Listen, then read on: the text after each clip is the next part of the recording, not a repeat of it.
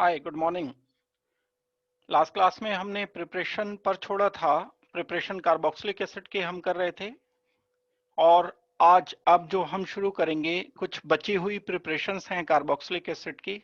जैसे हम टॉलिन को KMnO4 से रिएक्शन करेंगे और हाइड्रोलिसिस करेंगे कुछ कंपाउंड का जिसमें कार्बोक्सिलिक एसिड बनता है। जब ये प्रिपरेशन हो जाएगी उसके बाद फिर हम प्रॉपर्टीज करेंगे कार्बोक्सिलिक एसिड की। पहले फिजिकल प्रॉपर्टीज की जाएंगी और फिर केमिकल प्रॉपर्टीज करेंगे। तो चलिए शुरू करते हैं आज की क्लास।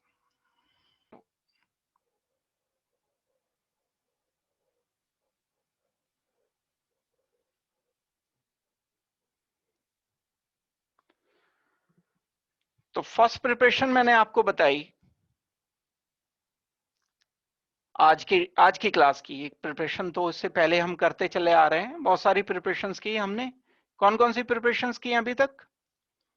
ग्रिग्नार्ड रिएजेंट का कार्बोनेशन किया, RCN का हाइड्रोलिसिस किया, एसिड हैलाइड का हाइड्रोलिसिस किया, एस्टर का हाइड्रोलिसिस किया। वो चार एक जगह लिखा दी थी मैंने, लेकिन चार प्रिपरेशन है वो ध्यान रखना। एस्टर का हाइड्रोलिसिस किया तो कार्बोक्सिलिक एसिड बना। अमाइड का हाइड्रोलिसिस किया तो कार्बोक्सिलिक एसिड बना। प्राइमरी अल्कोहल का ऑक्सीडेशन किया तो कार्बोक्सिलिक एसिड बना। सेकेंडरी अल्कोहल से पहले कीटोन बना, कीटोन का ऑक्सीडेशन करने पर कम कम कार्बन होकर कार्बोक्सिलिक एसिड बना। ये सारी प्रिपरेशन हमने पिछली क्लास में कर ली थी। अब जो आज मैंने प्रिपरेशन आपको बताई है वो प्रिपरेशन बेंजीन पर कोई भी अल्काइल ग्रुप अगर लगा हुआ है तो उसको KMnO4OH नेगेटिव से हीट करने पर बेंजोइक एसिड बन जाता है। पहले तो क्योंकि अल्कलाइन मीडियम लेना होता है KMnO4 के साथ, तो पहले तो सॉल्ट बनेगा नेगेटिव, फिर उसे एसिडिफाई करेंगे तो COH में कन्वर्ट होगा। ये अल्काइल ग्रुप मिथाइल हो सकता है, इथाइल हो सकता है, प्रोपाइल हो सकता है, आइसोप्रोपाइल हो सकता है, दो मिथाइल हो सकते हैं। अगर दो मिथाइल होंगे तो दो COH आएंगे, अभी मैं दिखा रहा हूं और रिएक्शन इसके अलावा। जैसे बेंजीन लिया हमने, उस पर डाइमिथाइल लिख दिया, dimethyl benzene, Meta dimethyl benzene. इसको मैंने फर्स्ट स्टेप में KMnO4OH नेगेटिव से किया रिएक्शन। सेकंड स्टेप में मैंने H पॉजिटिव इसमें मिक्स कर दिया। तो मुझे जो आंसर मिलेगा यहां COOH एंड COOH, ये नाम होगा इसका benzene 1,3 di carboxylic acid.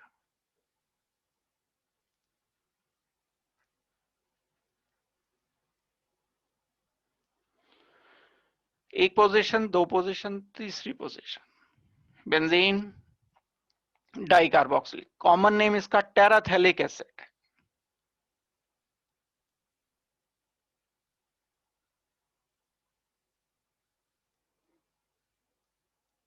Naming में बताया था कि एडजेसेंट पोजीशन पर अगर दो COH हैं तो थैलिक एसिड होता है। थैलिक एसिड बनाने का भी इंपॉर्टेंट तरीका है ये। अगर बेंजीन पर दो CH3 लगे हुए हैं 1,2 पोजीशन पर और हम इसको KMnO4 से रिएक्शन करते हैं, KOH ले लेते हैं पहले, सेकंड स्टेप में हम इसे एसिडिफाई कर देते हैं, तो जो प्रोडक्ट हमें मिलेगा वो टेराथैलिक एसिड मिलेगा, सॉरी थैलिक एसिड मिलेगा।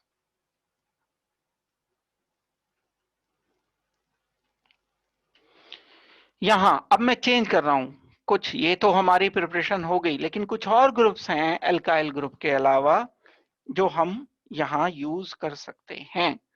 वो क्या क्या ग्रुप्स हैं वो ग्रुप और भी मैं बता रहा हूं। आइसोप्रोपाइल ग्रुप अगर लोगे या डबल बॉन्ड अगर लोगे तो भी फॉर्मेशन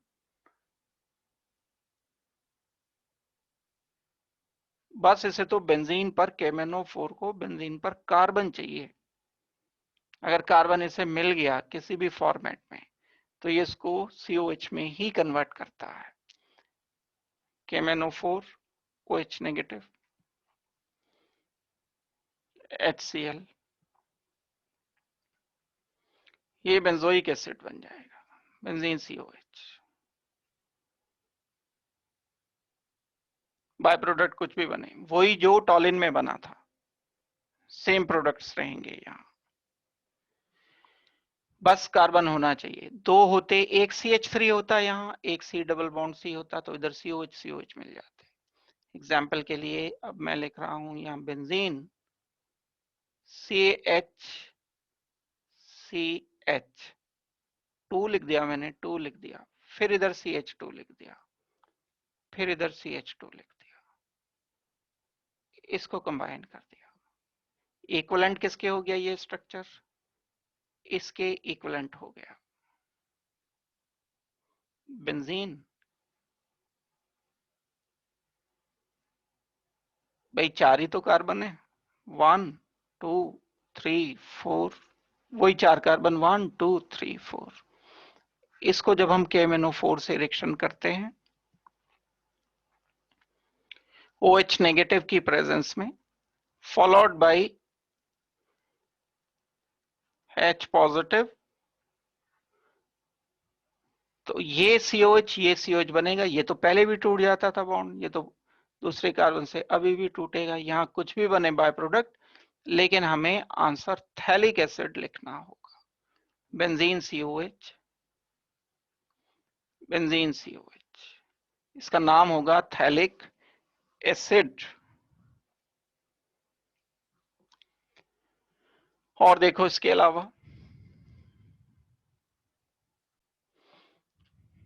और कौन से कंपाउंड हैं जो बेंजोइक एसिड बनाते हैं या बेंजीन डाइकार्बोक्सिलिक एसिड वगैरह बनाते हैं, वो मैं बता रहा हूं आपको।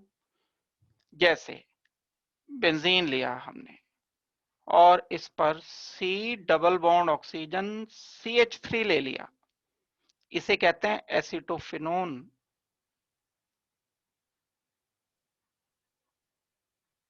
ये एसिटोफिनोन को जब KMnO4 के साथ हीट करते हो OH नेगेटिव की प्रेजेंस में, H पॉजिटिव मिलाकर बाद में, तो बेंजोइक एसिड ही बनता है। बेंजल्डिहाइड से तो बनेगा ही, एल्डिहाइड को KMnO4 से रिएक्शन करने पर तो बनेगा ही बनेगा, इसमें तो कोई डाउट ही नहीं है। अल्कोहल भी होगा तो भी बनेगा। बेंजीन CH2OH, ये पुराने रिएक्शन है। बेंजीन CH2OH अगर लेता हूं मैं, बेंजाइल अल्कोहल कहते हैं जिसे हम, बेंजाइल अल्कोहल है ये। तो इन सब केसेस में बेंजोइक एसिड प्रोडक्ट मिलेगा सेम रिएजेंट लेने पर। कुछ थोड़े से अलग टाइप के भी कंपाउंड दे देते हैं, ये एनसीईआरटी में दी गई है प्रॉब्लम जो मैं लिख रहा हूं ये वाली। यहां जैसे अभी मैंने दी थी प्रॉब्लम, बस डबल बॉन्ड लिख दिया उन्होंने, इधर कोई फर्क नहीं पड़ता, ऑक्सीडाइज तो इसी को होना। जब बस एक बात ध्यान रखना, बेंजीन से डायरेक्टली कनेक्टेड है कार्बन, अगर KMnO4 ऐड किया है, किसी भी फंक्शनल ग्रुप का है, लेकिन कार्बन होना चाहिए बस। ट्रिपल बॉन्ड है, डबल बॉन्ड है, सिंगल बॉन्ड है, कार्बन डबल बॉन्ड ऑक्सीजन है, तो ये KMnO4 से बेंजोइक एसिड ही बनाता है। बस एक केस है जो मैं अभी आपको बता दूंगा, वो कंपटीशन में कहीं पर पूछे जाते हैं, उसमें बेंजोइक एसिड नहीं बनता है, और वो आपको उसकी पहचान भी करना बता दूंगा कि पहचान हम कैसे करेंगे कि कब नहीं बनेगा। ये सेकंड केस जो था, ये वाला जो केस है, KMnO4 OH नेगेटिव, साथ में सेकंड स्टेप में हमने इसे H3O पॉजिटिव भी लिख सकते हैं। यहां थैलिक एसिड हमें आंसर देना होगा। अभी इसका नाम मैंने लिखा था, ये थैलिक एसिड होगा। तो इस डिस्कशन से क्या बात पता चली? कौन से मॉलिक्यूल बेंजोइक एसिड या बेंजीन डाइकार्बोक्सिलिक एसिड बना पाते हैं? वो सब मॉलिक्यूल्स जिनमें बेंजीन के साथ कार्बन लगा हो, फंक्शनल ग्रुप में यहां कार्बन हो, चाहे ट्रिपल बॉन्डेड कार्बन है, चाहे डबल बॉन्डेड कार्बन है, चाहे कार्बन डबल बॉन्ड ऑक्सीजन या और कोई फंक्शनल ग्रुप आगे चल पड़ा, ये तो बहुत सारे हो सकते हैं। Cl हो सकता है, अमाइड हो सकता है, एनहाइड्राइड हो सकता है, एस्टर हो सकता है, कीटोन हो सकता है। ये लिखा ही है हमने, कीटोन ही है ये। इनमें से किसी को भी रिएक्शन करेंगे, बस कार्बन होना चाहिए यहाँ। अब कार्बन ही नहीं होगा फिर थोड़ी बनेगा कार्बोक्सिलिक एसिड। आप कहने लगो कि जी बस यहाँ NO2 ग्रुप है, फिर हमने KMnO4 से कर दिया रिएक्शन और फिर बेंजोइक एसिड बन गया, तो सारी गड़बड़ हो गई। ये कार्बन तो है नहीं यहाँ, बस ऐसा ग्रुप नहीं लेना है जिसमें यहां पर कार्बन ना हो।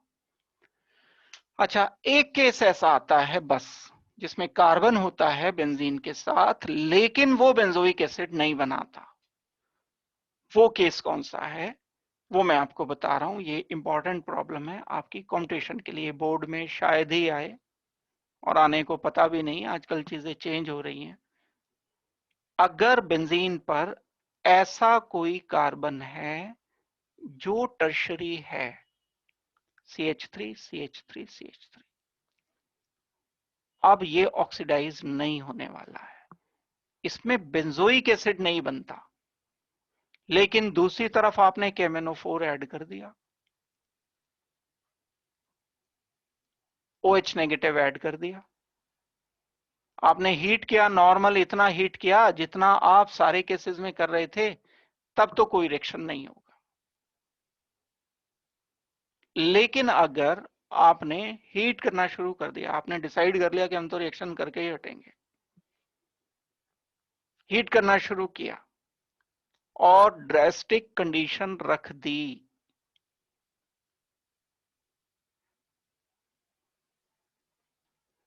ड्रास्टिक कंडीशंस क्या होती हैं? जब कभी कभी ये होता है ना कि बस हम तो इसे करना है, गुस्सा आ जाता है ना किसी बात पे कि बस करना ही करना है, करे बिना नहीं हटना है किसी काम को। हमने डिसाइड कर लिया कि हम तो कराएंगे ही कराएंगे रिएक्शन को, हीट किया और किया, कुछ तो होगा जब चेंज नहीं आ रहे हैं, इसमें प्रोडक्ट नहीं मिल रहा है नॉर्मल कंडीशन में। तो ड्रास्टिक कंडीशन में KMnO4 को OH नेगेटिव की प्रेजेंस में जब रिएक्शन किया जाता है, सेकेंड स्टेप में जो भी बनेगा फिर उसे हाइड्रोलाइज कर दिया जाता है। तो ये वाला कार्बन जो बेंजीन का कार्बन है, ये ऑक्सीडाइज होगा। This carbon will be oxidised under drastic condition, ये इंटैक्ट रहेगा, नो इफेक्ट, गेट ऑक्सीडाइज्ड।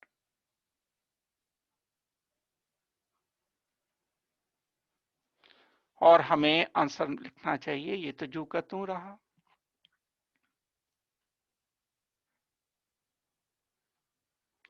यहां पर मिला हमें C double bond oxygen OH। ये कौन सा कार्बन है? ये वाला कार्बन। इस कार्बन की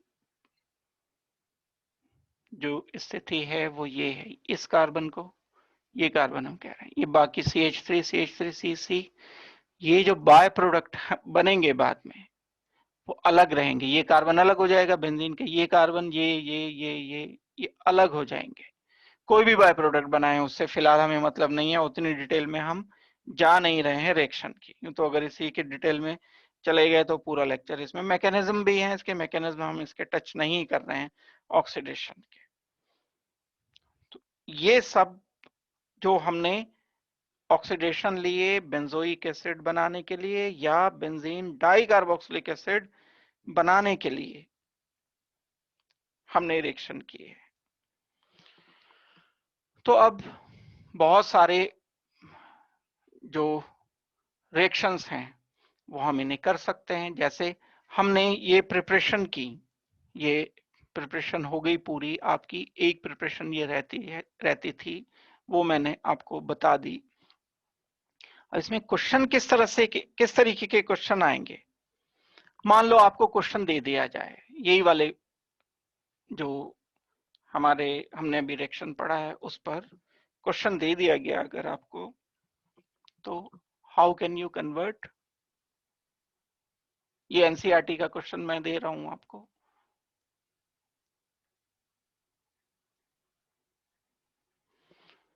following into benzoic acid.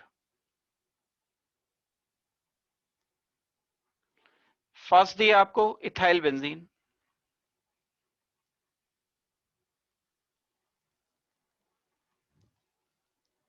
Ethyl benzene. Second आपको दिया, इनको किस में कन्वर्ट करना है, बेंजोइक एसिड में। सेकंड दिया एसिटोफिनोन।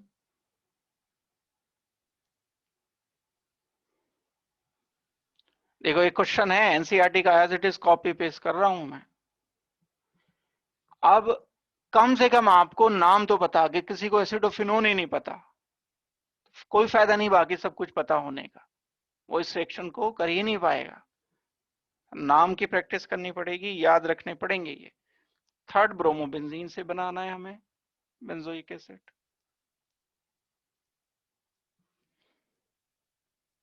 और फोर्थ स्टाइरीन से बनाना है। अब क्या स्टाइरीन, ये जानो आप कि क्या स्टाइरीन। एनसीईआरटी की इंटेक्स प्रॉब्लम है ये जो मैं लिख रहा हूं। अब स्टाइरीन अगर किसी को नहीं पता, हमने डिस्कस किया था शुरू में, जब नाम डिस्कस किसी ना कहीं डिस्कस किया होगा जरूर, नाम इसका याद किया होगा। नाम याद रखो, नाम से क्योंकि क्वेश्चन आ जाते हैं, कम से कम जो एनसीईआरटी में दिए हैं वो तो करने ही करने। इथाइल बेंजीन क्या है, बेंजीन C2H5। जब हम इसको बेंजोइक एसिड में बनाना है, कन्वर्ट करना है, तो हमें इसे KMnO4 से रिएक्शन करना पड़ेगा। एसिटोफिनोन हम लिखेंगे, एसिटोफिनोन बेंजीन COCH3 होता है। ब्रोमोबेंजीन से हम डायरेक्ट नहीं बना सकते, कार्बन नहीं है इस पर। स्टाइरीन क्या होता है, बेंजीन पर अगर CH डबल बॉन्ड CH2 लिख दें, ये स्टाइरीन है। इसको हम विनाइल बेंजीन भी कहते हैं।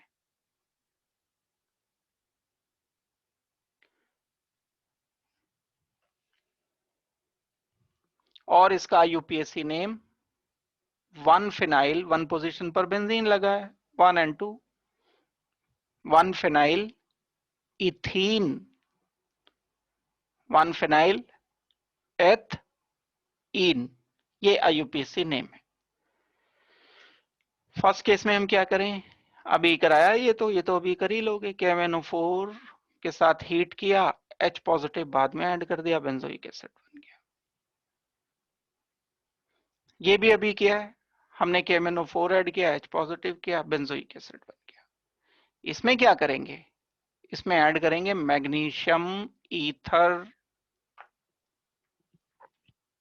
इसको ग्रिग्नार्ड रिएजेंट में कन्वर्ट करेंगे, कार्बोनेशन करना पड़ेगा। बेंजीन MgBr, ये बेंजीन नेगेटिव, मैग्नीशियम पॉजिटिव। अब फिनाइल मैग्नीशियम ब्रोमाइड बना लिया हमने। अब करेंगे इसका कार्बोनेशन, मतलब कार्बन डाइऑक्साइड से रिएक्शन किया, सेकंड स्टेप में हाइड्रोलाइज किया। ये रिएक्शन लास्ट क्लास में हमने किया था डिस्कस। करते ही क्या बनेगा, बेंजीन COH। मैं डिटेल नहीं बता रहा हूं, डिटेल में मैकेनिज्म की बता चुका हूं आपको इसकी, और लिखना भी नहीं है, कभी गलती मत करना। ऐसा क्वेश्चन अगर दिया है, how can you convert following into benzoic acid, बीच में मैकेनिज्म के स्टेप मत लिख देना। मैकेनिज्म तब लिखना है जब पूछा जाएगा, आपसे लिखा है right intermediate step, right the mechanism, तब मैकेनिज्म लिखना आपको। बिना पूछे क्वेश्चन का आंसर नहीं करना। कि आपसे पूछा नाम है आपका सिर्फ, और बताना शुरू कर दो मैं यहाँ रहता हूँ, मैं इस क्लास में पढ़ता हूँ या पढ़ती हूँ, या मैं बहुत अच्छा स्टूडेंट हूँ, ये सारी चीजें जरूरत ही नहीं है। आपसे पूछा है नाम बताओ अपना, बस नाम बताओ और चुप हो जाओ। अच्छा इंटरव्यू वो होता है, अच्छा आंसर वो होता है। अननेसेसरी के एक्सप्लेनेशन मार्क्स को डिडक्ट करते हैं, कम करते हैं। आंसर सही होना इंपॉर्टेंट है, आंसर बड़ा होना इंपॉर्टेंट नहीं है। यूजुअली आंसर बड़ा तब दिया जाता है जब हमें कॉन्फिडेंस नहीं होता, जब हमें पता ही नहीं होता कि आंसर है क्या, तो हम कोशिश करते हैं सारा भर दो, बस सारा भर दो, जो भी है बस, जो भी इसमें से होगा सही, वो पढ़ने वाला, कॉपी पढ़ने वाला वो उठा लेगा, पिक कर लेगा इसको। तो टू द पॉइंट आंसर वही देता है जिसे ज्ञान है, नॉलेज है, जिसे सब्जेक्ट पर पकड़ है। अननेसेसरी इलेबोरेट नहीं करना है चीजों को। मैकेनिज्म अगर कुछ सीखने की, कहीं सोचने की जरूरत है तो रफ में कहीं लिखो जा करके, यहां नहीं लिखना। अब आप लिखने लगो कार्बन नेगेटिव आया, इस पर इसने रिएक्शन किया, ये डिलोकलाइज हुआ, ऑक्सीजन नेगेटिव को मैग्नीशियम से, फिर एक स्टेप लिख दिया, फिर नंबर तो एक ही मिलना है, एक नंबर का आंसर है। 5 का भी है, अगर सिर्फ पूछा है राइट द प्रोडक्ट, तो भी सिर्फ आपको सीधे सीधे लिखना है। मैकेनिज्म जब पूछा जाएगा, जब वर्ड लिख दिया गया कि राइट मैकेनिज्म या राइट इंटरमीडिएट स्टेप्स या एक्सप्लेन द रिएक्शन, ये 3 शब्द जब लिख दिए गए तब आपको मैकेनिज्म देना है, अदरवाइज नहीं टाइम खराब करना है। स्टाइरीन देखो, कार्बन आ गया बेंजीन पर, KMnO4 से जब हम रिएक्शन करेंगे OH नेगेटिव की प्रेजेंस में, हीट कर देंगे तो हमें प्रोडक्ट मिल जाएगा बेंजोइक एसिड। हर एक से हमने ये बेंजोइक एसिड बना दिया। ये हमारा तरीका होगा प्रिपरेशन का। ठीक हो गई बात। अब थोड़ा सा क्वेश्चन को और भी ट्विस्ट किया जा सकता है। ये तो जैसे कन्वर्जन दे दिए जाते हैं, यहाँ तो सिर्फ रिएजेंट रिएजेंट, एक ही रिएजेंट से काम चल गया या 2 रिएजेंट से। क्वेश्चन और कैसे आ सकता है?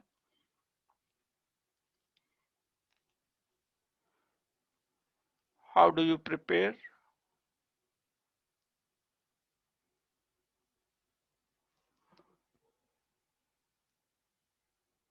पैरा नाइट्रोबेंजोइक एसिड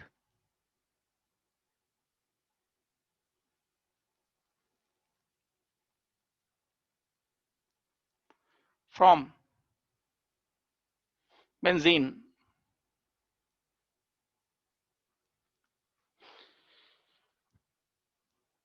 कार्बन चाहिए पहले बेंजीन पर, तो वो बेंजोइक एसिड में कन्वर्ट होगा, लेकिन पैरा पोजीशन पर नाइट्रो ग्रुप है, तो दिमाग में क्या आएगा किसी के भी, ये वाला आइडिया आएगा जो दिमाग में मैं पहले कर रहा हूं, ये गलत है, लेकिन गलत करना भी कुछ करना है, ना करने से कहीं बेटर है। एक बच्चा तो वो है जिसने आंसर नहीं किया, उसने कुछ भी नहीं किया। एक वो है जिसने गलत किया, जिसने गलत किया उसने कुछ तो किया। तो पहले जो आइडिया आएगा दिमाग में वो ये आएगा कि बेंजीन लो, उसमें कोई अल्काइल ग्रुप इंट्रोड्यूस करो किसी तरह से CH3Cl in presence of AlCl3, aluminium chloride CH3Cl से जब हम रिएक्शन करते हैं तो मिथाइल बेंजीन बन जाएगा, बेंजीन CH3 बन जाएगा, इसे बोलेंगे हम टॉलिन।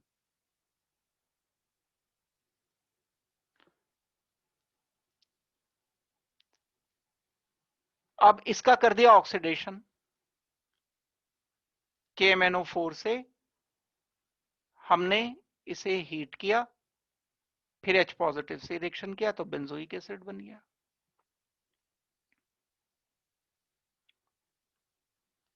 फिर क्योंकि नाइट्रो पैरा नाइट्रो बनाना है, पैरा पोजीशन पर NO2 लाना है, तो हमने इसका नाइट्रेशन कर दिया। नाइट्रेशन करने का मतलब क्या है, COH के पैरा पोजीशन पर NO2 ग्रुप लेकर के हम आ रहे हैं। बेंजीन COH, अब पैरा पे तो आएगा नहीं, क्वेश्चन में दिया है कि पैरा नाइट्रोबेंजोइक एसिड लिखो, लेकिन COH ग्रुप तो मेटा डायरेक्टर होता है। डायरेक्टिंग इफेक्ट जानते हो आप, ये पहले से जो ग्रुप प्रेजेंट है वो आने वाले ग्रुप को भेजता है कहीं, मेटा डायरेक्टर है। तो यहां तो ये बन जाएगा, ये तो गलत तरीका हो गया, ये ट्रैक हम नहीं कर सकते। हम नाइट्रेशन इसी स्टेज में कर देंगे, टॉलिन वाली स्टेज में ही हम नाइट्रेशन करेंगे। ये CH3 group ortho and para director है। जब हम इसको HNO3 से रिएक्शन करते हैं, नाइट्रेशन करते हैं, तो हमें प्रोडक्ट मिल जाएगा बेंजीन CH3 एंड एक NO2 यहां ऑर्थो नाइट्रो, जो कि माइनर होगा स्टेरिक हिंड्रेंस की वजह से, एंड पैरा नाइट्रो मेजर होगा। अब हम इसका KMNO4 से रिएक्शन करेंगे तो हमें डिजायरेबल प्रोडक्ट मिलेगा, जो CH3 है वो पैरा पोजीशन पर है। KMNO4 से हीट किया इसको पहले OH नेगेटिव की प्रेजेंस में, सेकंड हमने H पॉजिटिव से रिएक्शन किया, तब हमें प्रोडक्ट मिलेगा benzoic acid and NO2 para position पर। ये सही ट्रैक है, ये ट्रैक गलत है। पहले हमें ऑक्सीडेशन नहीं करना है, पहले नाइट्रेशन करना है। ये कन्वर्जन इंपॉर्टेंट कन्वर्जन है, एनसीईआरटी में दिया हुआ है ये इन टेक्स्ट में।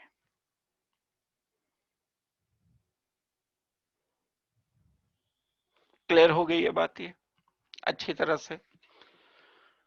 अब अगर आपको कहा जाए कि बेंजीन से एक प्रिपरेशन करो, बेंजीन से हमें बनाना है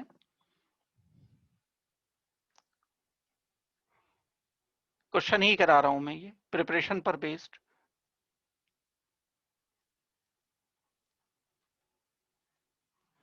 prepare para nitro benzoic acid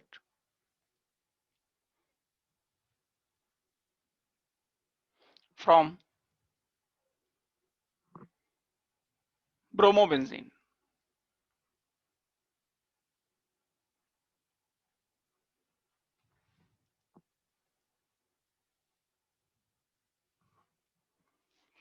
ये हमें प्रिपरेशन करनी है। अब अगर हमें ये प्रिपरेशन करनी है तो पैरा नाइट्रोबेंजोइक एसिड ब्रोमोबेंजीन से बनाना है तो Br दिया हुआ है। इस Br को COH में कन्वर्ट करने का तरीका भी हमने पढ़ा था, ग्रिग्नार्ड रिएजेंट फिर कार्बोनेशन। ये भी हम दो तरह से कर सकते हैं, पहले ग्रिग्नार्ड रिएजेंट से रिएक्शन कर दो, ग्रिग्नार्ड रिएजेंट बना लो, रिएक्शन कर दो नहीं, magnesium in presence of ether.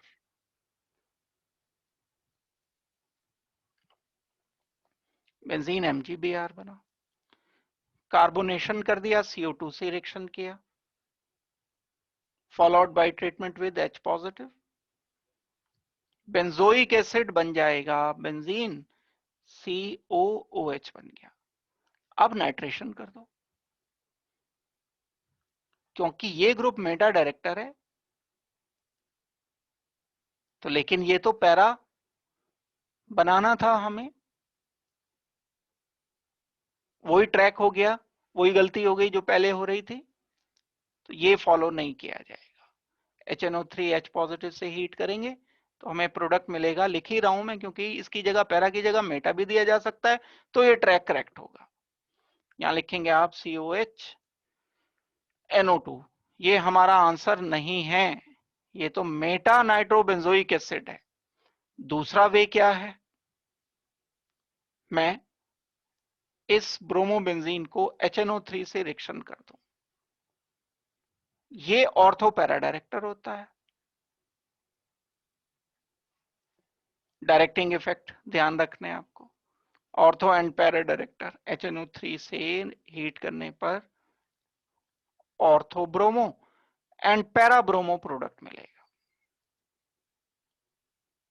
Ortho bromo nitrobenzene and para bromo nitrobenzene. Bromo में पहले इसलिए बोल रहा हूं क्योंकि अल्फाबेटिकली लिखा जाएगा, दोनों प्रीफिक्सेस हैं, नाम से रिलेशन है इसका। वेल ये जब बन गया मेजर, अब मैं इसमें ग्रिग्नार्ड रिएजेंट बनाऊंगा। Mg ईथर, मुझे कंपाउंड मिलेगा MgBr और NO2 यहां लगा हुआ है, पहले कनेक्ट कर लिया। अब जब हम इसका कार्बोनेशन करेंगे, फर्स्ट स्टेप में CO2 से रिएक्शन किया, H पॉजिटिव बाद में ऐड कर दिया सेकेंड स्टेप में, तो फॉर्मेशन हो जाएगी COOH एंड NO2। यही डिजायरेबल आंसर है। ये तरीके हमें फॉलो करने होते हैं। तरीका बता रहा हूं कि क्योंकि बोर्ड के ये टिपिकल क्वेश्चन है, जैसे मैं क्वेश्चन लिख रहा हूं ये बिल्कुल एनसीईआरटी के एंड बोर्ड के ही क्वेश्चंस हैं। अगर आपको कहा जाए, नेक्स्ट क्वेश्चन दे रहा हूं करने के लिए, अगर आपको बोला जाएगा प्रिपेयर कार्बोक्सिलिक एसिड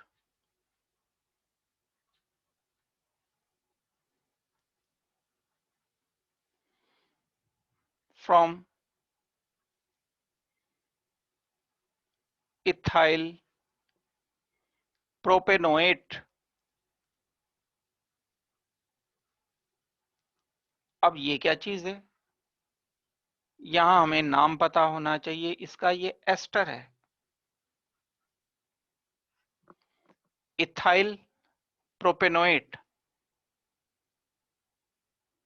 एस्टर जो है वो इस तरह लिखा जाता है, ये फंक्शनल ग्रुप होता है एस्टर का, COO। एक तरफ जो अल्काइल ग्रुप ऑक्सीजन पर लगा है वो सबसे पहले बोला जाता है, इसका नाम पहले लिखा गया इथाइल, और ये 1 2 3 3 कार्बन प्रॉप, N इसका सेकेंडरी सफिक्स है O8, इथाइल पहले लिखा गया। अब पहले लिखा गया तो ये कैपिटल की जगह स्मॉल p आएगा। इथाइल प्रोपेनोएट से हमें क्या बनाना है, कार्बोक्सिलिक एसिड। इसका नाम भी दिया जा सकता है, ये दिया जा सकता है कि prepare propanoic acid.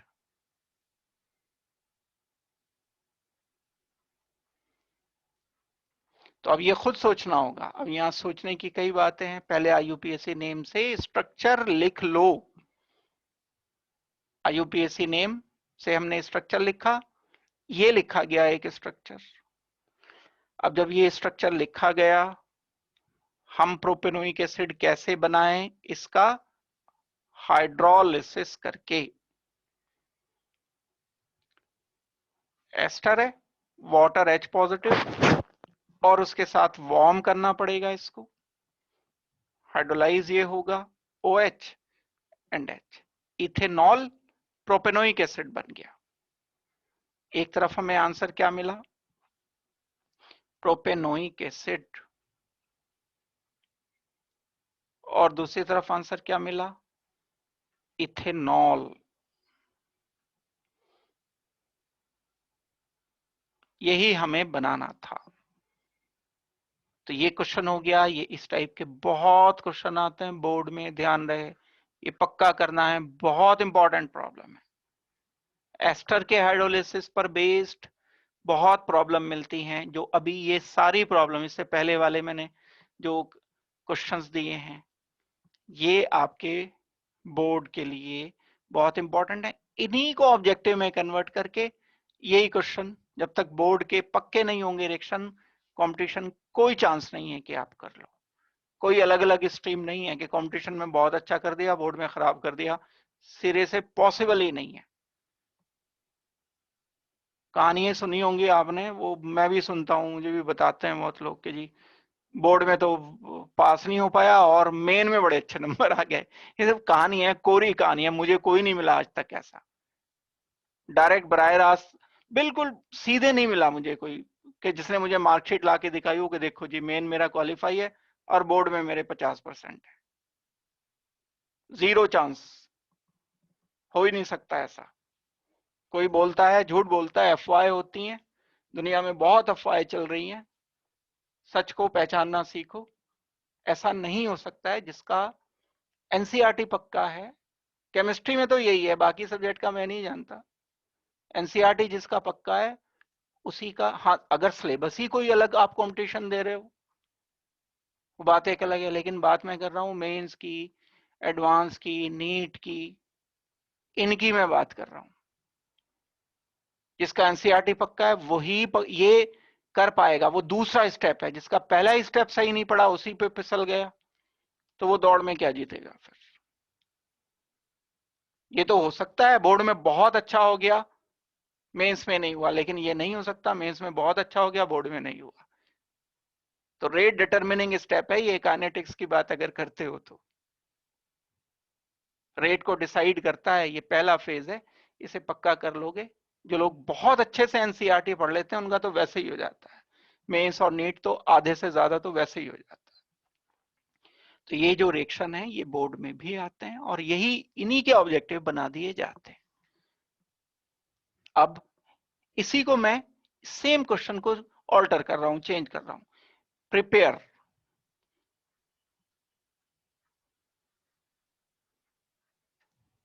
Propanoic acid की जगह मैंने इथेनोइक लिख दिया।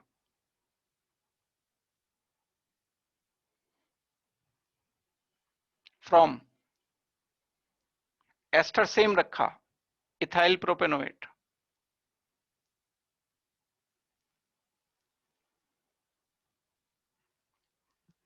बिल्कुल टिपिकल बोर्ड का क्वेश्चन है। कैसे करेंगे? इथाइल प्रोपेनोएट लिखो पहले,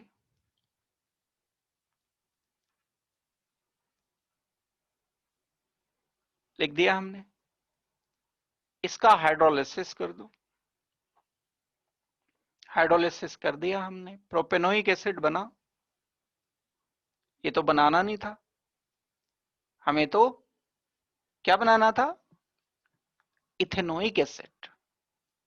दूसरे प्रोडक्ट पे ध्यान दो, ये दूसरा प्रोडक्ट इथेनॉल है, ये जो बना ये इथेनॉल ही तो है।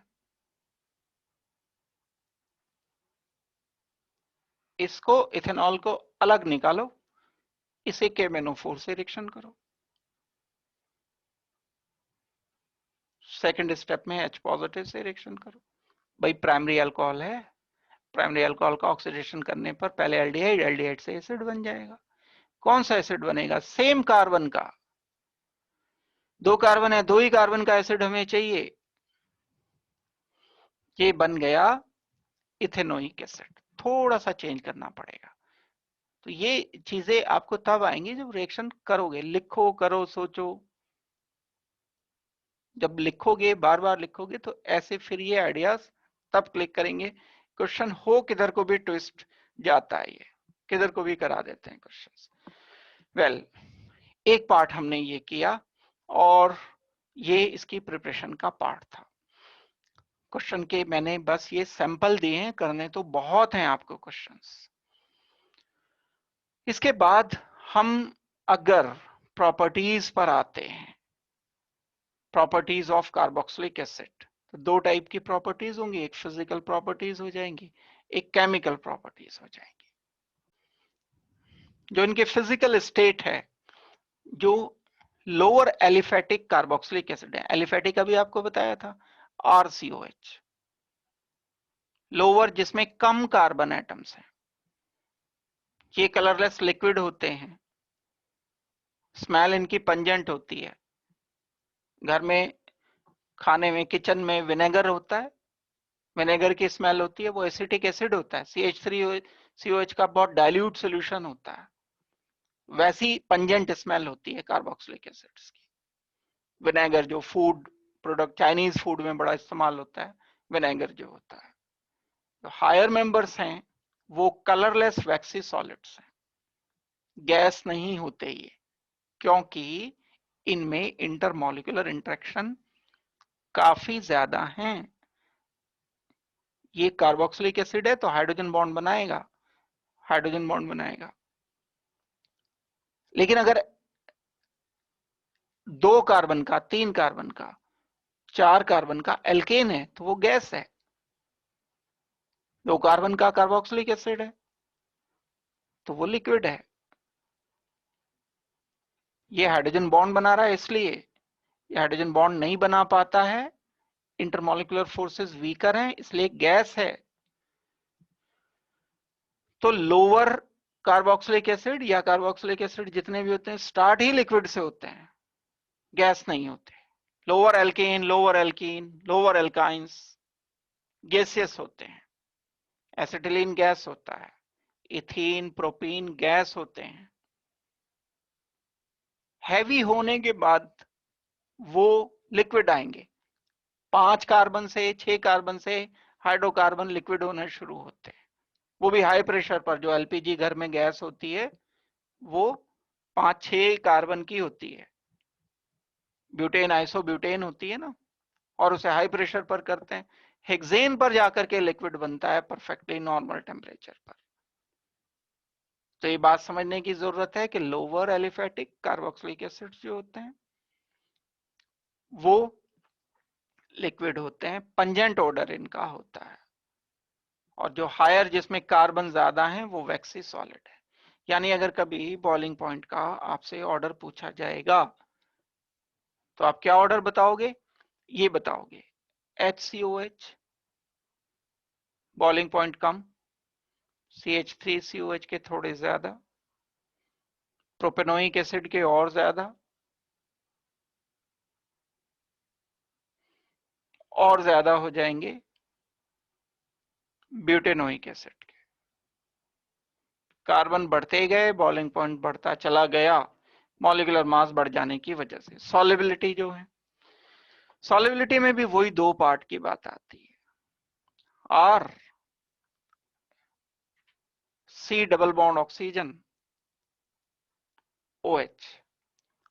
2 हिस्से हैं इसके, एक ये वाला पार्ट है, एक ये वाला पार्ट है। ये हाइड्रोफोबिक है,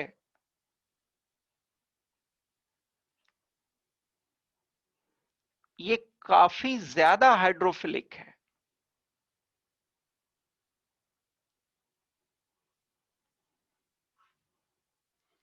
अल्कोहल से ज्यादा हाइड्रोफिलिक है, क्योंकि इसमें इधर भी हाइड्रोजन बॉन्डिंग है, इधर भी हाइड्रोजन बॉन्डिंग है। अल्कोहल से ज्यादा एसिडिक भी है, ये भी 71 है। तो ये वाटर में इंसॉल्युबल रखने की कोशिश करता है, हाइड्रोफोबिक, भाग रहा है, दूर भाग रहा है। फोबिया मतलब डर, वाटर से डर है इसको, वाटर से दूर भाग रहा है। वर्ड पढ़ते होंगे ना आप इंग्लिश में, फोबिया, इसे फोबिया का मतलब उसे डर है वाटर से। हाइड्रोफिलिक, फिलिक का मतलब वो इंटरेक्ट करना चाहता है, उसके नजदीक जाना चाहता है।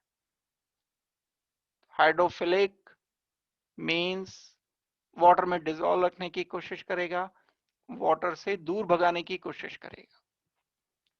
अब सारी की सारी बात आर के नंबर पे डिपेंड कर जाती है।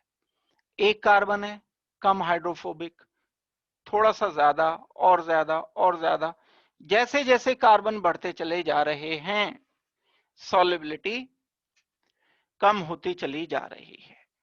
काफी डिसॉल्व हो जाते हैं, काफी हद तक ये सॉल्युबल रहते हैं। तो कार्बोक्सिलिक एसिड वाटर में लोअर तो पूरी तरह से डिसॉल्व हो जाते हैं हाइड्रोजन बॉन्डिंग की वजह से। लेकिन जैसे जैसे सॉल्युबिलिटी, जैसे जैसे कार्बन बढ़ते चले जाते हैं सॉल्युबिलिटी कम होती चली जाती है। मॉलिक्यूलर मास बढ़ेगा, क्या मतलब है मॉलिक्यूलर मास बढ़ने का? अल्काइल ग्रुप बढ़ेगा, जिसकी वजह से ये वाटर में डिसॉल्व नहीं होंगे। जो एरोमेटिक हाइड्रोकार्बन है बेंजोइक एसिड है जैसे, इसमें तो बहुत सारे कार्बन है, ये तो बड़ा हाइड्रोफोबिक हो जाता है। ये COH भले ही इसको हाइड्रोफोबिक पार्ट मिला, हाइड्रोफिलिक मिला है, लेकिन ये डोमिनेट करता है 6 कार्बन, तो कोल्ड कंडीशन में ये इंसॉल्युबल रहता है। लेकिन जब हम इसको वार्म करते हैं तो ये धीरे धीरे डिसॉल्व होना शुरू हो जाता है। एक और बात है, डिसॉल्व करने के लिए हम एक और काम करते हैं, इसकी पोलैरिटी बढ़ा देते हैं। हमने एक वाटर लिया, एसिड में डिसॉल्व करना चाह रहे हैं हम इसको, एसिड को डिसॉल्व करना चाह रहे हैं, इसमें आर काफी ज्यादा है, इंसॉल्युबल आ गया, तो हम बाहर से क्या करते हैं, 2 ड्रॉप NaOH की ऐड करते हैं। 1-2 ड्रॉप NaOH की ऐड करने पे ये बन जाएगा RCO नेगेटिव, सॉल्ट बन गया, पोलैरिटी बहुत बढ़ गई, अब ये डिसॉल्व हो जाएगा, सॉल्ट बनने के बाद ये डिसॉल्व हो जाएगा। तो कई सारे जो हायर कार्बोक्सिलिक एसिड डिसॉल्व नहीं होते, उनके सॉल्ट डिसॉल्व हो जाते हैं। कार्बोक्सिलिक एसिड को तो हम इंसॉल्युबल ही बोलेंगे, लेकिन उनका सॉल्ट सॉल्युबल होगा वाटर में। तो जो हायर कार्बोक्सिलिक एसिड्स हैं उनके बारे में लिख सकते हैं, salts of higher carboxylic acids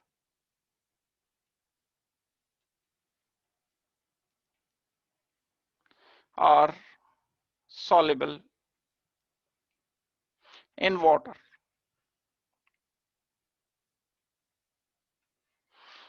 ये डिसॉल्व हो जाएंगे। ये बात आपको क्लियर हो गई होगी, अच्छी तरह से समझ आ गई होगी। तो ये फिजिकल प्रॉपर्टीज, बॉइलिंग पॉइंट की बात अभी हमने डिस्कस की थी फिजिकल स्टेट में। जैसे जैसे कार्बन बढ़ते चले जाएंगे, बॉइलिंग पॉइंट बढ़ते चले जाए। एक और फिनोमिनन ये शो करता है जिसे हम बोलते हैं hydrogen bonding. C double bond oxygen OH H दो तरफ से हाइड्रोजन बॉन्डिंग बनाने में कैपेबल है। फॉर्मिक एसिड लिखा मैंने, मिथेनोइक एसिड, हाइड्रोजन बॉन्डिंग एक तो ये बनेगी, एक ये बनेगी, दो मॉलिक्यूल एक दूसरे से पूरी तरह क्लब कर जाते हैं, जुड़ जाते हैं, डाइमर बना देते हैं।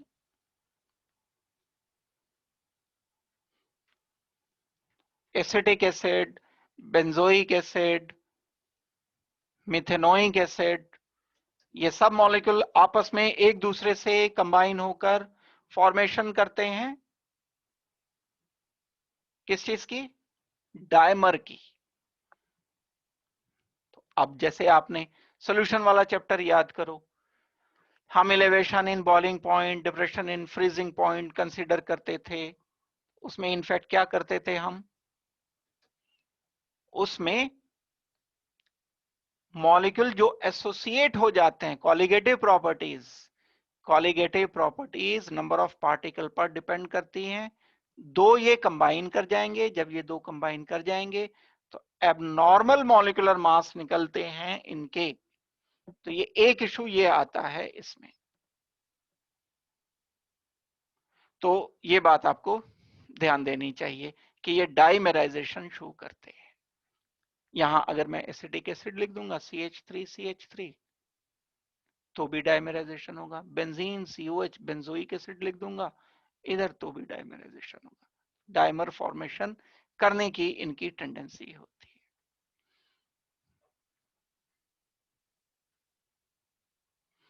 ये डाइमर बनाया है, ये C double bond O, single bond है, ये गलत लिखा गया इधर इसमें।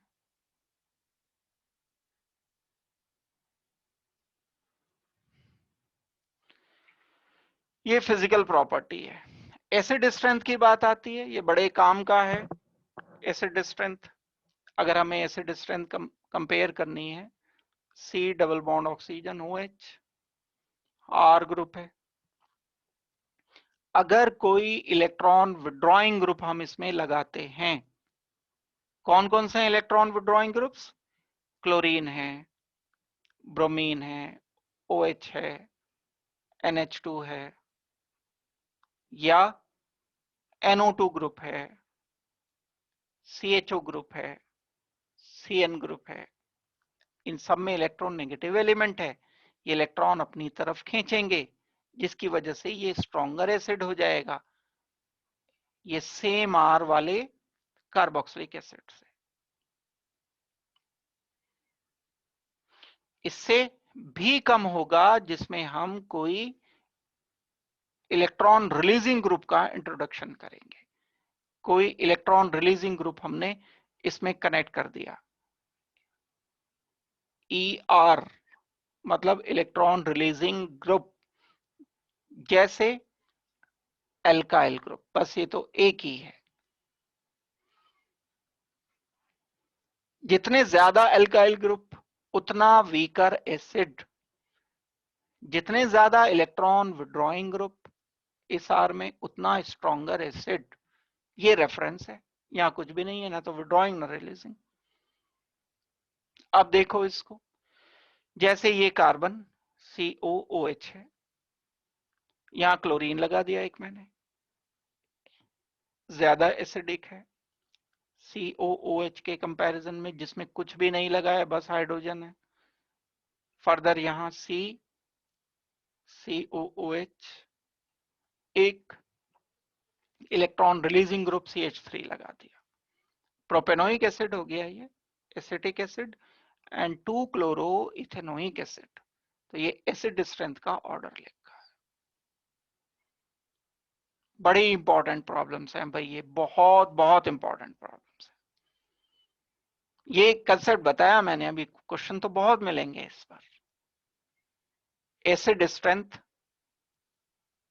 दो चीजें हैं, कई बार इसकी pKa वैल्यू पूछ ली जाती है। एसिड स्ट्रेंथ बढ़ेगी, pKa कम होगा। Ka डिसोसिएशन इंडिकेट करता है, और जैसे जैसे Ka बढ़ेगा एसिड स्ट्रेंथ बढ़ेगी। और pKa क्या होगा? जैसे होता है ना, आपने पढ़ा है pH is equal to minus log of hydrogen ion concentration. तो इसी तरह से pKa minus log Ka, pKa बढ़ा, और ये सॉरी ये होगा Ka, pK is equal to, हाँ Ka बढ़ा, pKa कम हुआ, ये रिजल्ट हमें मिलता रहेगा। तो हमें एसिड स्ट्रेंथ को pKa के बेस पर, Ka के बेस पर, pH के बेस पर डिसाइड कर देना होगा। ये हम कर सकते हैं। फर्दर मैं कुछ और प्रॉब्लम पहले आपको बता रहा हूं, जैसे एक टर्शरी कार्बोक्सिलिक एसिड है। ये मैं 3-4 प्रॉब्लम लिख रहा हूं, इसको सॉल्व करके आप बताओ मुझे। आंसर लिखने हैं इनके, और लिखने के बाद मुझे बताना है आपको। सॉल्व करो जल्दी से, 4 प्रॉब्लम दी है मैंने, उसके बाद मैं इन्हें डिस्कस करता हूं।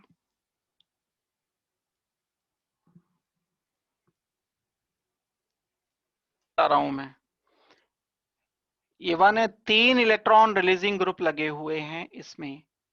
Electron releasing group acid strength को कम कर देते हैं।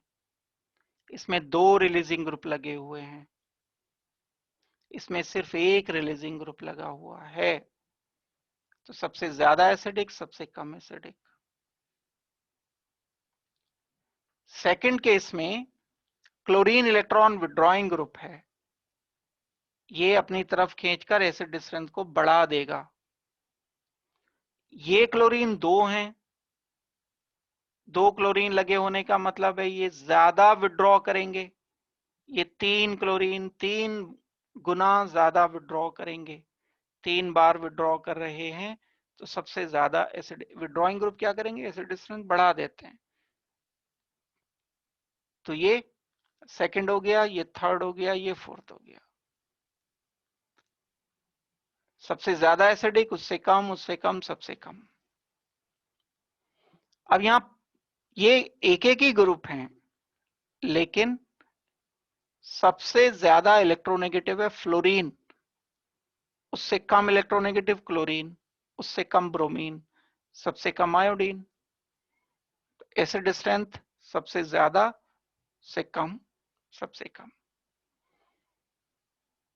यहां CH3 ग्रुप लगा है, इलेक्ट्रॉन डोनेटिंग, रिलीजिंग, विड्रॉइंग, ये भी विड्रॉइंग।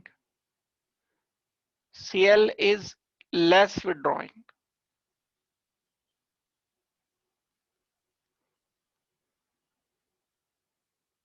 Then NO2,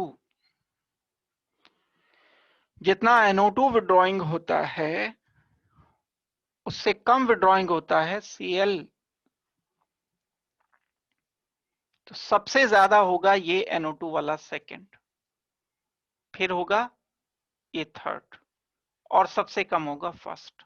इसका ऑर्डर आना चाहिए, सेकंड सबसे ज्यादा एसिड, थर्ड फर्स्ट सबसे कम।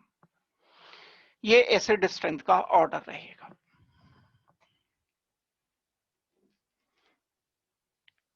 एक ये हमने प्रॉब्लम को सॉल्व किया, electron withdrawing and electron releasing के रेफरेंस से आपको अच्छी तरह से इसे करना होगा।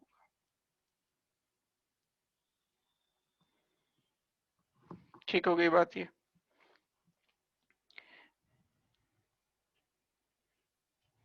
अगर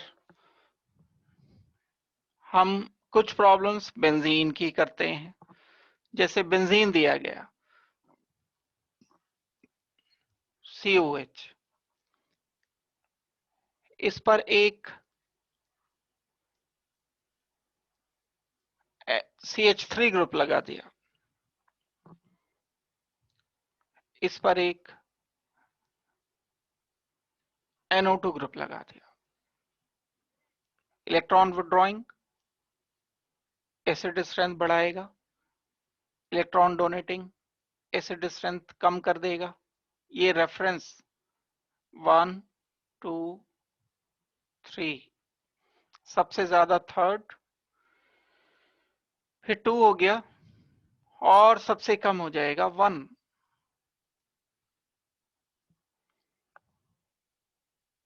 ये आंसर होगा हमारा। नहीं, सबसे कम होगा सेकंड, सॉरी, ये क्योंकि इलेक्ट्रॉन डोनेटिंग ग्रुप लगा हुआ है इसमें, 1 आएगा इन बिटवीन।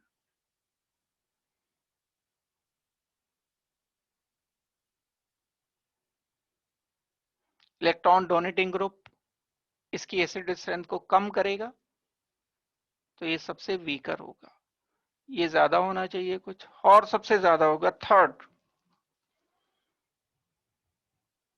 कई बार क्या होता है, एक COH दूसरे COH के लिए इलेक्ट्रॉन विड्रॉइंग होता है। जैसे हम बेंजीन एंड बेंजोइक एसिड को कंपेयर करें, तो बेंजोइक एसिड ज्यादा एसिडिक है, लेकिन अगर मैं इसमें एक COH अगर अटैच कर देता हूं तो ये विड्रॉइंग ग्रुप है इसके लिए, और ये विड्रॉइंग ग्रुप है ऊपर वाला नीचे वाले के लिए, तो एक दूसरे के लिए विड्रॉइंग ग्रुप की तरह से वर्क कर रहे हैं, considered as electron withdrawing group. तो ये बेंजोइक एसिड से ज्यादा एसिडिक रहेगा। बेंजीन COH,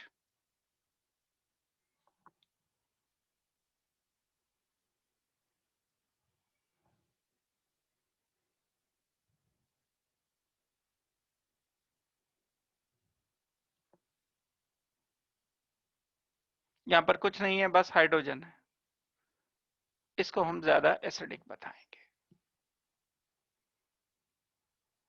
अगर लेकिन COH की जगह कोई ऐसा ग्रुप है जो इलेक्ट्रॉन डोनेटिंग काउंट होता है, जैसे CH3 लिया था हमने, ऐसे और ग्रुप हो सकते हैं। OCH3 ये रेजोनेंस करके strong electron donating group count होता है। इलेक्ट्रॉन डोनेटिंग, यहां पर लगा हुआ है COH ग्रुप, तो इसकी एसिड स्ट्रेंथ को कम कर देगा। ये डोनेटिंग है, CH3 जैसा है ये, बल्कि उससे भी ज्यादा डोनेटिंग है, इससे ज्यादा एसिडिक होना चाहिए। बेंजीन COH, बेंजोइक एसिड ज्यादा होगा, मिथॉक्सी बेंजोइक एसिड कम एसिडिक होगा।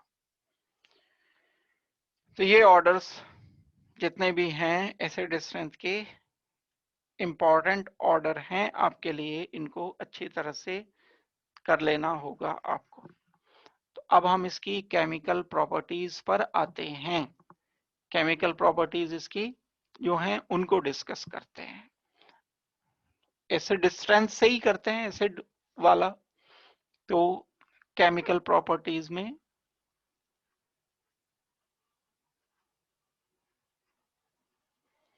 नंबर 1,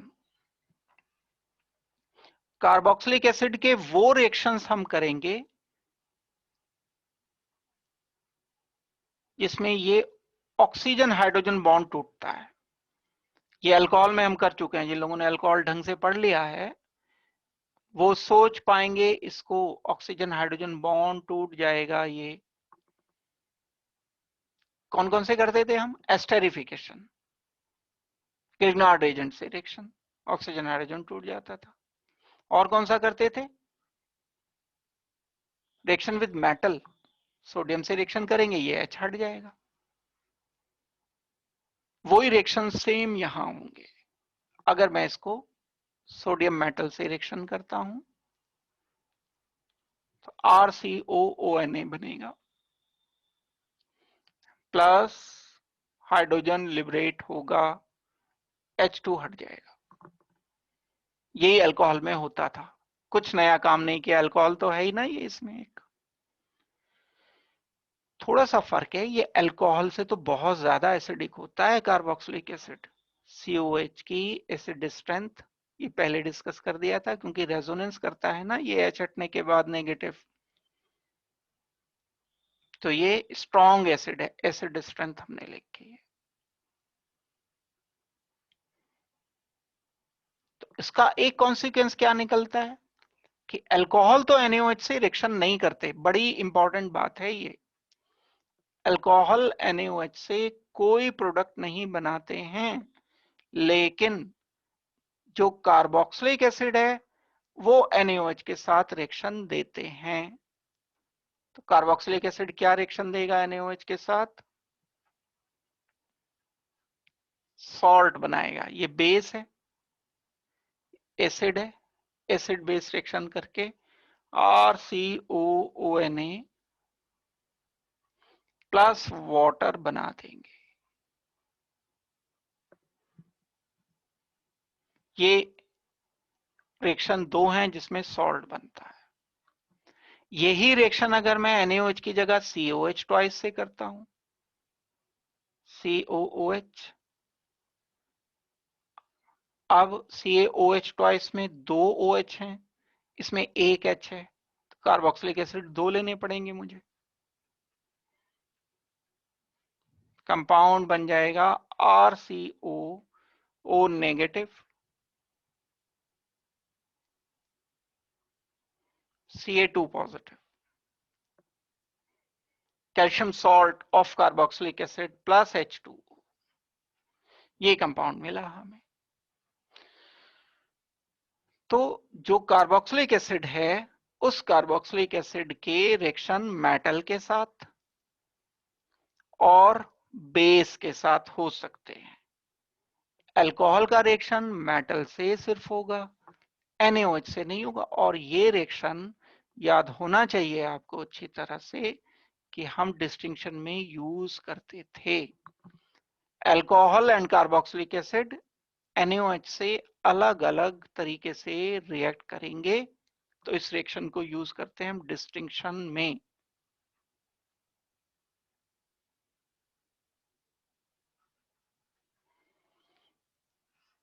कार्बोक्सिलिक एसिड NaOH में डिसॉल्व हो जाते हैं,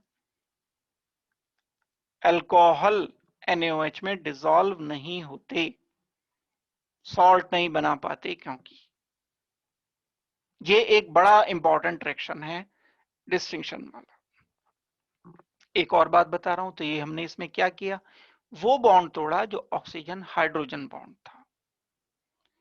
एक और बड़ा इंपॉर्टेंट रिएक्शन है, ये फर्दर बहुत काम का रिएक्शन है और टेस्ट है कार्बोक्सिलिक एसिड का।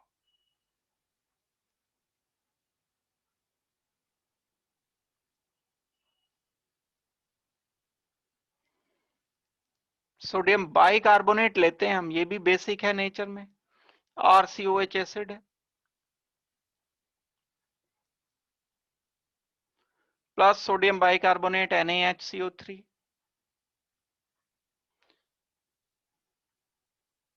कार्बोक्सिलिक एसिड अपना H से दे देता है, RCOONA बन जाता है। जब ये अपना H इसे देगा तो H2CO3 बन जाएगा, इधर तो Na तो इधर आ गया, H इधर आ गया, तो क्या मिला, H2CO3 मिला। ये H2CO3 टूट कर वाटर एंड कार्बन डाइऑक्साइड बना देता है। ये कार्बन डाइऑक्साइड जो होता है वो बबल्स की फॉर्म में एनवायरनमेंट में आता है और टेस्ट ट्यूब में एफरवेसेंस आएंगे।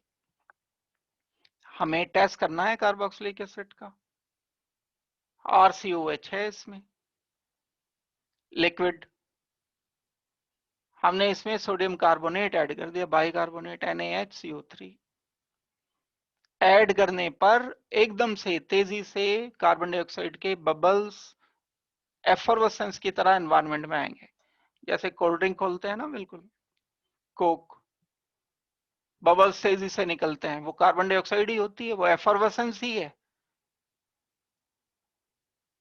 और सोडियम बाइकार्बोनेट जैसे ही हम ऐड करेंगे तो ऐसा ही कुछ होता है टेस्ट ट्यूब में, जैसा कोल्ड ड्रिंक खोलने पर होता है, बस हम उसमें कुछ ऐड नहीं करते।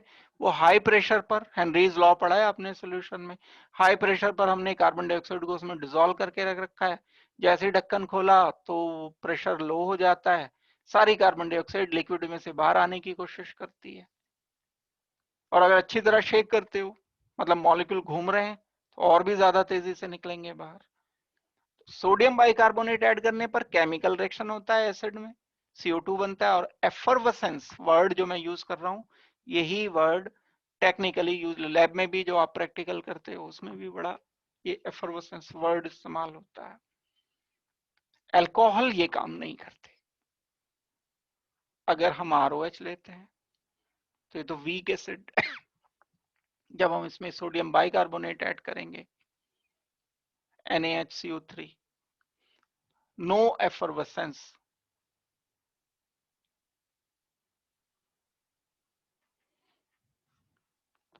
अंतर पता चल गया। एक टेस्ट ट्यूब में कार्बोक्सिलिक एसिड है और एक टेस्ट ट्यूब में है अल्कोहल। अब हम केमिकल टेस्ट करना चाहते हैं, वैसे तो स्मेल करके पता चल जाएगा, अल्कोहल की स्मेल अलग होती है, कार्बोक्सिलिक एसिड की स्मेल पंजेंट, अभी बताया विनेगर से मिलती जुलती, और एसिडिक एसिड है तो बिल्कुल विनेगर ही है, उसी जैसी, बड़ी तेज होती है, सीधे नहीं सूंघना होता टेस्ट ट्यूब को, दिमाग में चढ़ जाएगी वो, तो हाथ लगा के ऊपर टेस्ट ट्यूब के ऊपर हाथ रखकर स्मेल करना होता है इसको। क्या होगा, सोडियम बाइकार्बोनेट जब दोनों टेस्ट ट्यूब में ऐड करोगे, जिसमें एफरवेसेंस आए वहां कार्बोक्सिलिक एसिड है, जिसमें नहीं आए वहां कार्बोक्सिलिक एसिड नहीं है। ये है टेस्ट। क्लियर हो गई बात ये अच्छी तरह से। तो ये रिएक्शन का इस्तेमाल हम टेस्ट में कर रहे होते हैं और इसे बोलते हैं हम सोडियम बाइकार्बोनेट टेस्ट या बाइकार्बोनेट टेस्ट। कौन से रिएक्शन हम पढ़ रहे हैं ये, जिसमें C डबल बॉन्ड ऑक्सीजन ये बॉन्ड टूट रहे हैं। एक रिएक्शन और है जिसमें हम ये बॉन्ड तोड़ते हैं और वो है फॉर्मेशन ऑफ एनहाइड्राइड। तो एक और प्रॉपर्टी है इसकी जिसे हमने नाम दिया फॉर्मेशन ऑफ एनहाइड्राइड।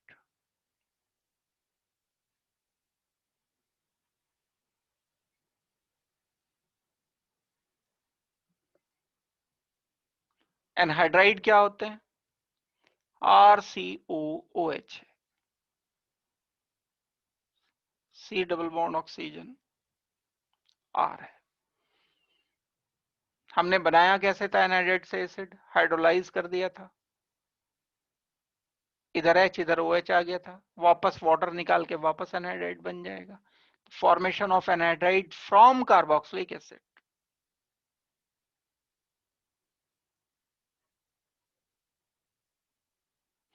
अच्छा, जिन लोगों ने अल्कोहल ढंग से पढ़ लिया है मुझे ये बताओ, RCOH है, RCH2OH अल्कोहल, एक और अल्कोहल है RCH2OH। क्या हम इसमें सल्फ्यूरिक एसिड ऐड करके हीट करके ये वाटर हटा सकते हैं? दो टाइप के डिहाइड्रेशन होते थे, एक इंट्रामोलिकुलर एक इंटरमोलिकुलर। तो ये इंटरमोलिकुलर डिहाइड्रेशन हम अल्कोहल का कर सकते हैं ना?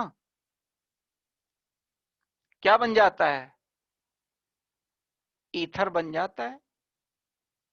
Are C oxygen, C R, ether ही तो है ये। अब चुपचाप धीरे से किसी को बताए बिना यहाँ कार्बन डबल बॉन्ड ऑक्सीजन लिख लो।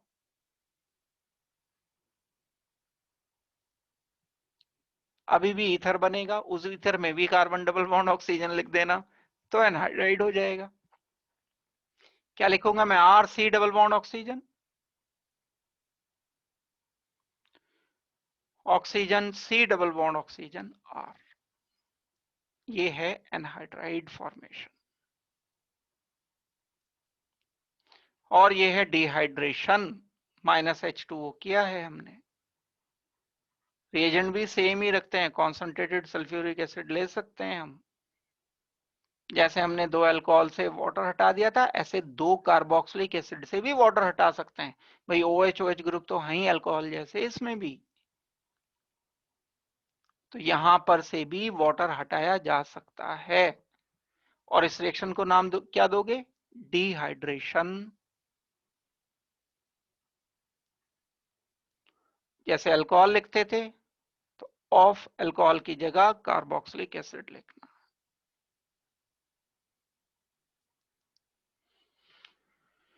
तो एनहाइड्राइड बनाने का तरीका एक तो ये है, सल्फ्यूरिक एसिड ऐड कर देते हैं हम। डिहाइड्रेटिंग एजेंट और भी यूज किए जा सकते हैं, जैसे हमने CH3 C double bond oxygen OH लिया, दूसरा एक और CH3 C double bond oxygen OH लिया। डिहाइड्रेटिंग एजेंट एक तो सल्फ्यूरिक एसिड लेके ये बता ही दिया मैंने, this is called as dehydrating agent. एक दूसरा और डिहाइड्रेटिंग एजेंट हम यूज करते हैं P2O5, ये भी वाटर कहीं से भी खींच लेता है, इसे जहां भी दिखता है वाटर तो ये एकदम से उसे लेकर के यहां से भाग जाएगा। वाटर निकाल दिया इसने कार्बोक्सिलिक एसिड मॉलिक्यूल से, हीट करना पड़ेगा हमें इसे। दूसरा डिहाइड्रेटिंग एजेंट क्या था? Concentrated H2SO4।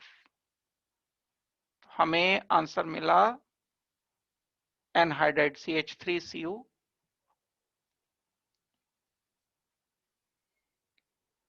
ये ऑक्सीजन दूसरे वाले का C double bond oxygen CH3। नाम इस एसिड का क्या है? Ethanoic acid. इसका क्या है? Ethanoic acid. इसका नाम इथेनोइक एनहाइड्राइड। IUPAC, एसिड के नाम से इथेनोइक उठा लिया और बस एक बार लिखा, ये 2 इथेनोइक एसिड है।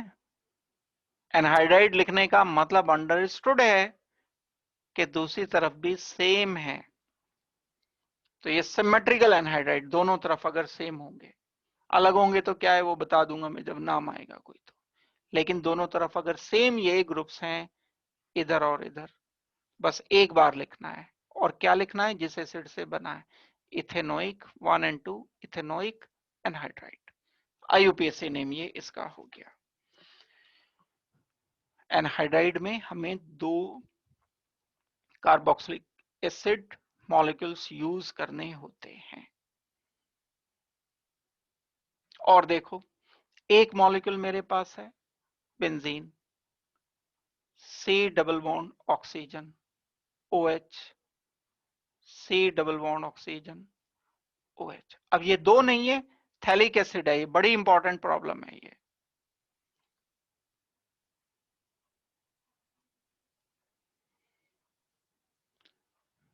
इसको कुछ रिएजेंट ऐड किए बिना अगर जस्ट हम हीट ही कर देते हैं, कुछ नहीं करते हम, इसमें रिएजेंट भी ऐड नहीं करते, जस्ट हीट करने पर डिहाइड्रेशन हो जाता है, वाटर अलग हट गया ये H2O।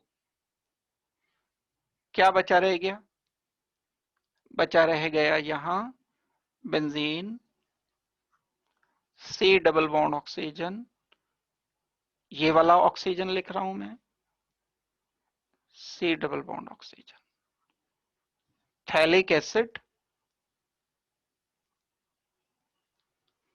Phthalic anhydride.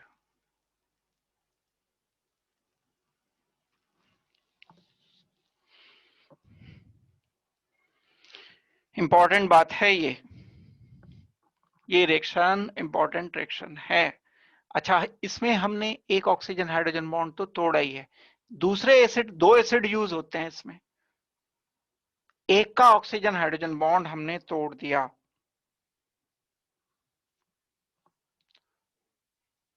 ठीक हो गई बात?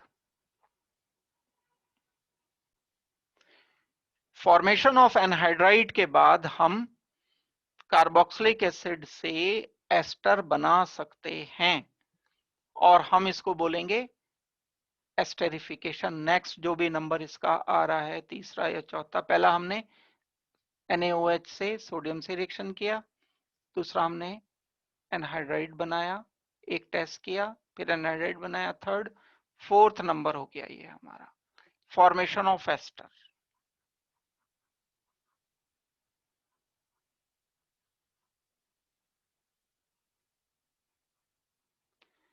जब कभी कार्बोक्सिलिक एसिड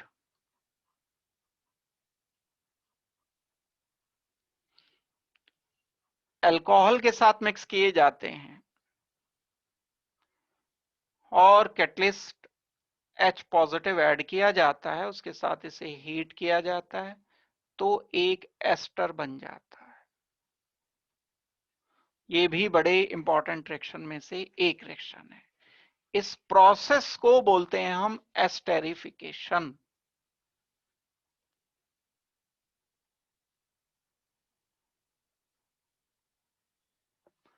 इस प्रोसेस को बोला जाएगा एस्टेरिफिकेशन।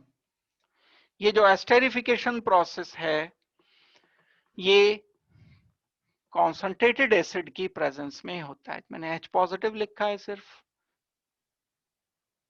कॉन्सेंट्रेटेड H2SO4 है। कैसे होगा रिएक्शन? कार्बोक्सिलिक एसिड लिख लें हम, RC double bond oxygen OH, कर चुके हैं इस टाइप के रिएक्शन हम पहले। दूसरा हम लिखते हैं अल्कोहल ROH,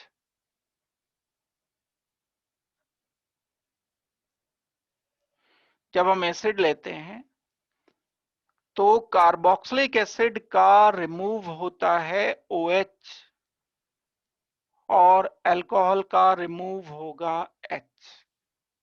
ये बात याद रखनी है, अल्कोहल का OH नहीं हटाना है, कार्बोक्सिलिक एसिड का OH हटेगा, अल्कोहल का H हटेगा।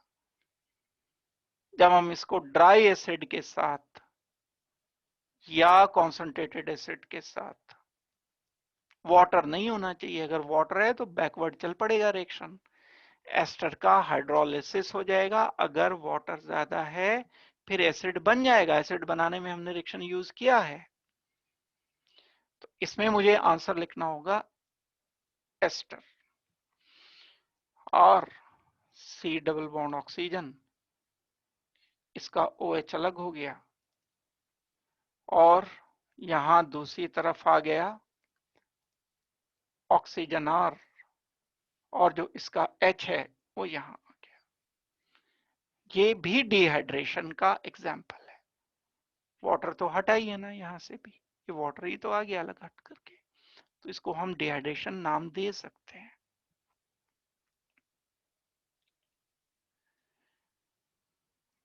ये जो हमने एस्टर बनाया है, इसमें अल्कोहल वाला पार्ट ऑक्सीजन के साथ है, ये अल्कोहल से आया है। अल्काइल ग्रुप पर अगर ध्यान देंगे तो मान लो मैं इसे R डैश कहता हूं तो R डैश इधर नहीं आएगा, R डैश इधर आएगा। ये वाला पार्ट एसिड से आया है।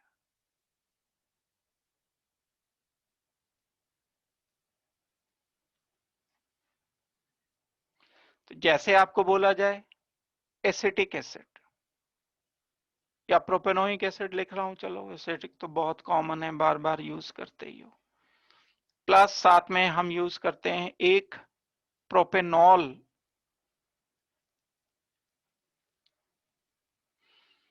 इसका OH तोड़ना होगा, इसका H तोड़ना होगा अल्कोहल का। H पॉजिटिव की प्रेजेंस में हमें आंसर देना होगा CH3 CH2 C double bond oxygen and जो दूसरा पार्ट है अल्कोहल का उसका ऑक्सीजन CH2 CH3। इथेनॉल लिख दिया मैंने ये प्रोपेनॉल की जगह, कोई फर्क नहीं पड़ता, आप प्रोपेनॉल लिखोगे एक कार्बन बढ़ा दोगे बस, CH3।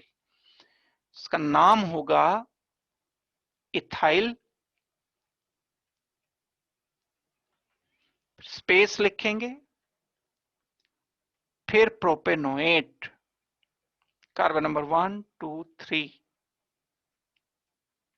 प्रोपन O8, ये पूरा इधर ऑक्सीजन से जो ग्रुप लगा हुआ है वो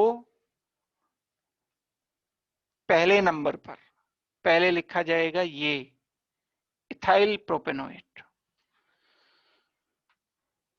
ये सफिक्स O8 लिखा जाता है फॉर एस्टर।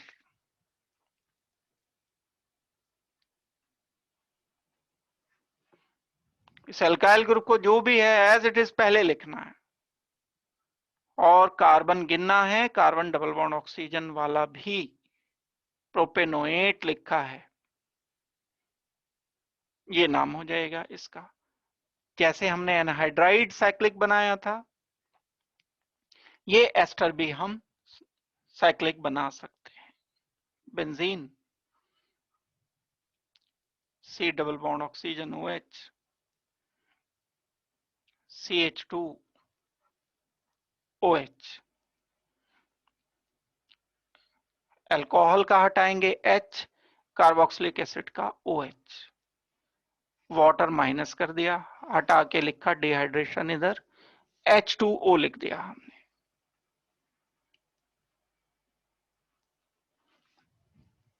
बच क्या गया बेंजीन,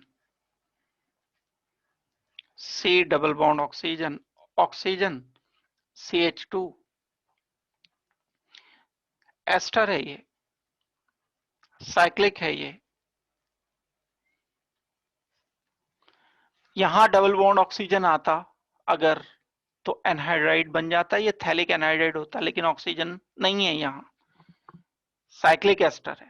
अलग टाइप से नेमिंग होती है, नेमिंग के चक्कर में मत पड़ना। लैक्टोन लिखते हैं हम इन्हें, साइक्लिक एस्टर को एस्टर नहीं लिख करके लैक्टोन लिखा जाता है। नहीं है आपकी रेंज से बाहर है नेमिंग, तो साइक्लिक एस्टर को छोड़ दो नेमिंग को।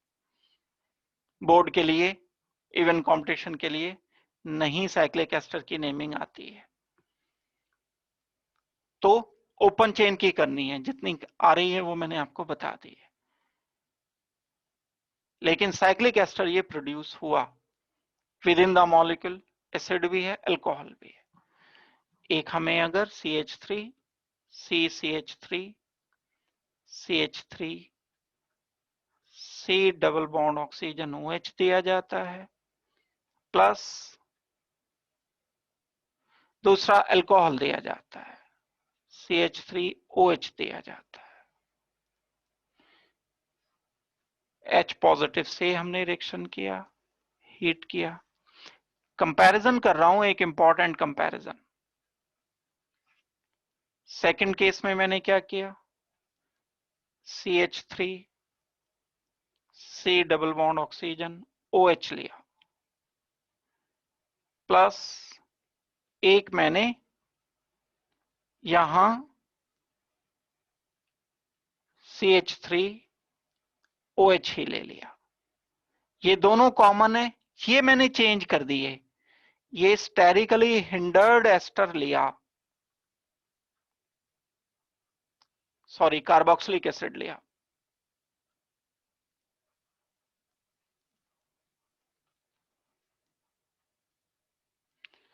तो जो कार्बोक्सिलिक एसिड स्टेरिकली हिंडर्ड होते हैं वो एस्टेरिफिकेशन डिफिकल्टी के साथ देंगे। होगा एस्टेरिफिकेशन, ऐसे नहीं कह रहा हूं कि मैं नहीं होगा।